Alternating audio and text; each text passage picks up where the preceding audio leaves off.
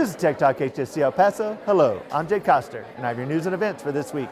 It's a busy weekend on the campus of TTUHSC El Paso. About 900 6th, 7th, and 8th graders are participating in Medventure for Your Future. The event has workshops throughout the Paulo Foster School of Medicine, the Greve Hunt School of Nursing, and the Graduate School of Biomedical Sciences. The free event allows middle schoolers interested in the health sciences to participate in exciting and interactive activities. If I want to be what I want to be, it's going to take hard work, but I'm also going to have to understand these things. So if I can understand them, and if I can learn them from here, then it can really boost me forward when I'm trying to be an orthopedic surgeon. Medventure for Your Future is an effort to build interest in the health sciences at a young age.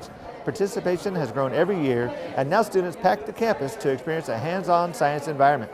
The day-long event gave the students a taste of the STEM fields, or science, technology, engineering, and mathematics. Our goal is informative. We want to be able to share healthcare exploration, career exploration, science exploration, research, things of that nature.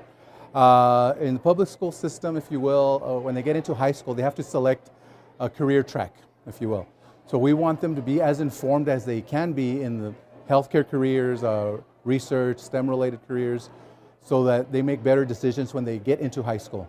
This partnership with the El Paso Chamber of Commerce, along with area hospitals and school districts, allowed middle school students to participate in workshops titled A Journey Through the Body, Laboratory Testing for Medical Treatment, You Gotta Have Heart, Veterinary Medicine and Conservation, Animation Within the Medical Field, and Dental Rotations, among many others.